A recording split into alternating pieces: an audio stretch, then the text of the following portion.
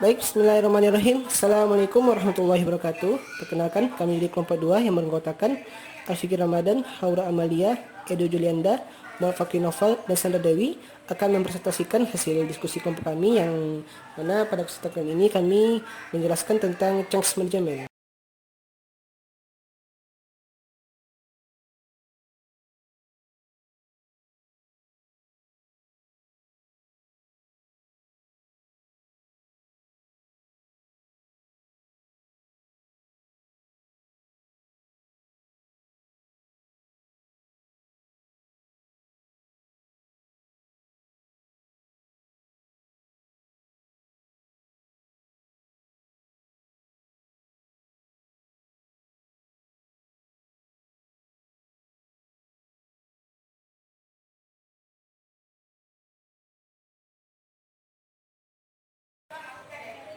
Pada bagian pertama yaitu pengertian dari change management. Change management atau manajemen perubahan merupakan sebuah proses yang mengadopsi pendekatan manajemen, yakni planning, organizing, executing, controlling, yang mana berguna untuk melakukan suatu perubahan pada suatu perusahaan. Manajemen perubahan dilakukan untuk menghasilkan solusi bisnis yang dibutuhkan agar bisa lebih sukses dengan cara yang lebih terorganisir melalui metode pengelolaan dampak perubahan pada mereka yang berada di dalamnya.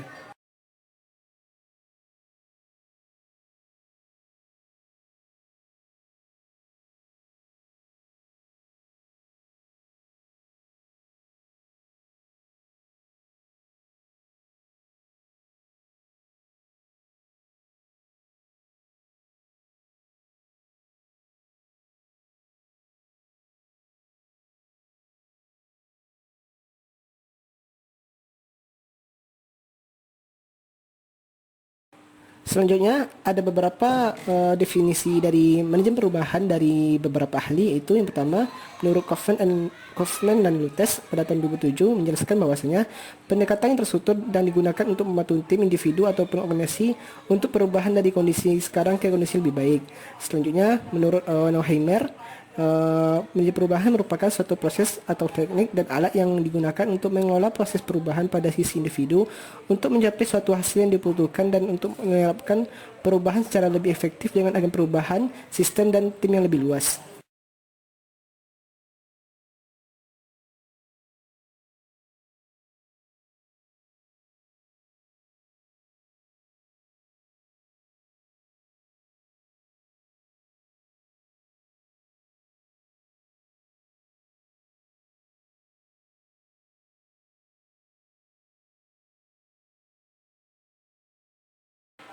Dalam bukunya, Davidson menjelaskan bahwasanya ada beberapa pendekatan manajemen perubahan.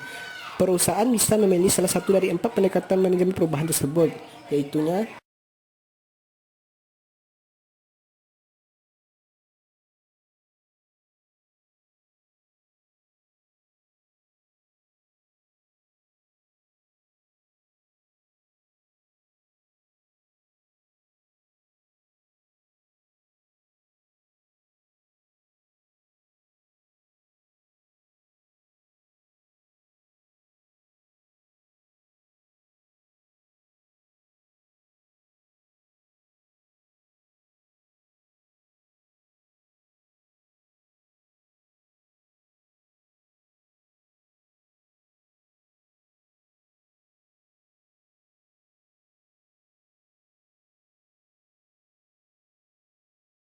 yang pertama yaitu pendekatan rasional empiris.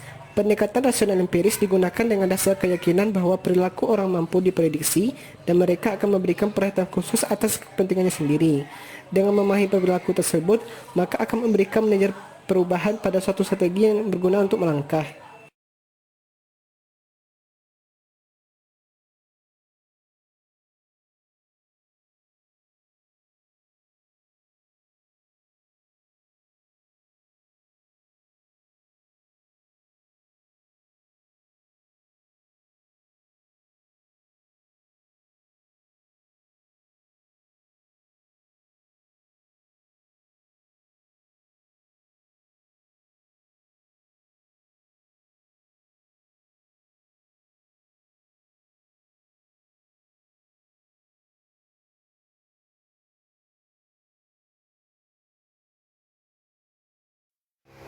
Kedua, pendekatan normatif dan reedukatif. Pendekatan ini akan lebih fokus pada bagaimana seorang manajer mengatasi perubahan dan mampu memberikan pengaruh atau bertingkah laku dengan berbagai cara tertentu. Agar selanjutnya para anggota manajer mampu melakukan perubahan. Pada dasarnya, manusia akan berubah pada saat ada suatu perusahaan tersendiri bahwa perubahan adalah demi kepentingan yang terbaik.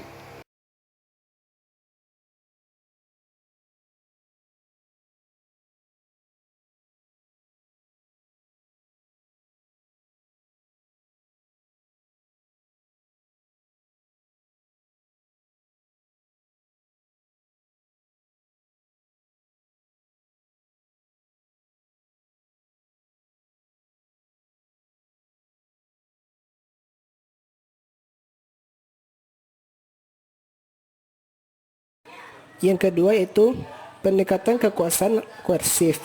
Pendekatan ini akan memaksa pihak manajemen perubahan untuk melakukan caranya secara semena-mena oleh sebagian pihak secara naif oleh sebagian yang lain, dan sering menjadi bentuk standar dalam manajemen perubahan. Premis utama dari pendekatan ini adalah mereka yang pada dasarnya patuh akan siap untuk melakukan apapun yang diperintahkan dengan tanpa atau sedikit usaha dalam meyakinkan. Yang ketiga itu pendekatan lingkungan adaptif. Premis utama yang digunakan dalam pendekatan manajemen ini adalah bahwa walaupun mereka berubah berdasarkan insting, namun mereka berusaha menghindari segala bentuk kerugian. Jadi sebenarnya mereka mempunyai kemampuan dalam beradaptasi dengan berbagai kondisi dan situasi baru.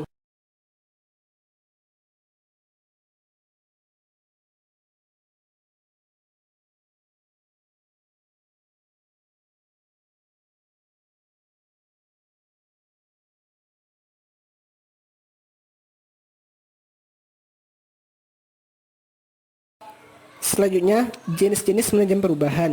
Menurut Haris Chandra, menjelaskan bahwasanya terdapat 3 jenis perubahan dalam suatu organisasi berdasarkan sifatnya, yakni yang pertama, small incremental change. Perubahan akan terjadi secara lambat, sistematis, dan bisa diprediksi serta mencakup atas seluruh rentetan perubahan dalam kecepatan yang cenderung konstan. Yang kedua yaitu bumpy incremental change, adalah perubahan yang mempunyai periode relatif tenang dan sesekali disela dengan percepatan gerakan perubahan dengan dipicu oleh perubahan lingkungan organisasi, dan bisa juga berasal dari internal, seperti adanya tuntutan dalam meningkatkan efisiensi dan perbaikan metode kerja. Yang ketiga yaitu discontinuous change, adalah perubahan yang ditandai dengan adanya pergeseran cepat terhadap struktur, budaya, strategi, dan ketiganya secara bersamaan. Perubahan ini lebih bersifat revolusioner dan juga cepat.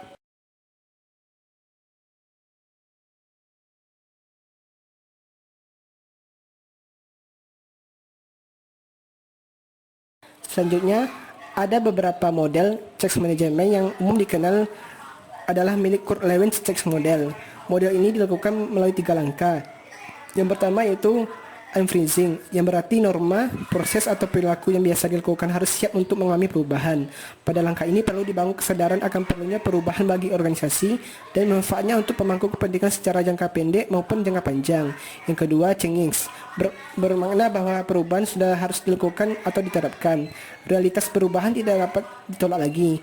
Penolakan terhadap perubahan adalah sesuatu yang lumrah terjadi. Jika tidak dapat diterima adalah jika penolakan masih saja berlangsung walaupun sebagian besar pemangku kepentingan sudah menerima.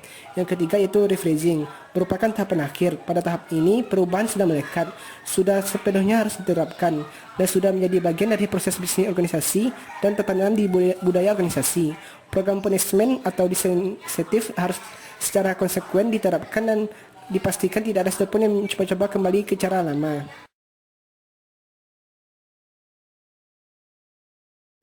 Selanjutnya, dalam proses perubahan atau transformasi terdapat beberapa peran.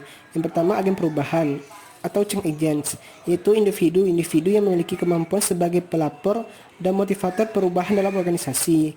Yang kedua, manajer perubahan atau change manager, yaitu individu yang memiliki kapabilitas khusus dalam membuat rencana, mengorganisir, dan mengimplementasikan perubahan. Yang ketiga yaitu fasilitator perubahan atau change facilitator, yaitu individu-individu yang tersebar di semua level organisasi dan secara aktif mendukung agen perubahan dan manajer perubahan. Yang keempat itu penghalang perubahan atau change buffer, yaitu pihak-pihak yang secara pasif menentang perubahan dikarenakan merasa enggan atau cukup puas dengan kondisi yang ada. Yang kelima yaitu penentang perubahan atau change resistor, yaitu individu-individu yang secara aktif dan terang-terangan menentang perubahan.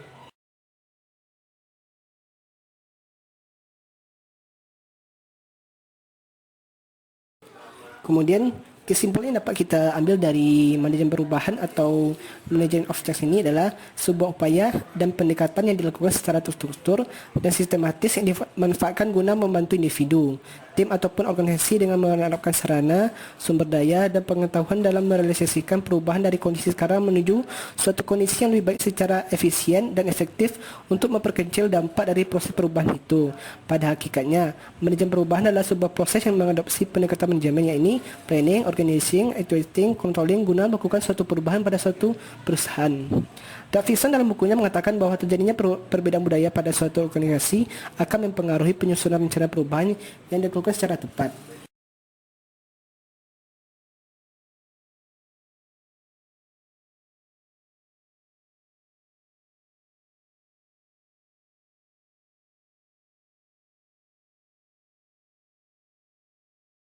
Baik, terima kasih atas partisipasinya. Jikalau ada pertanyaan bisa disampaikan melalui forum e-learn.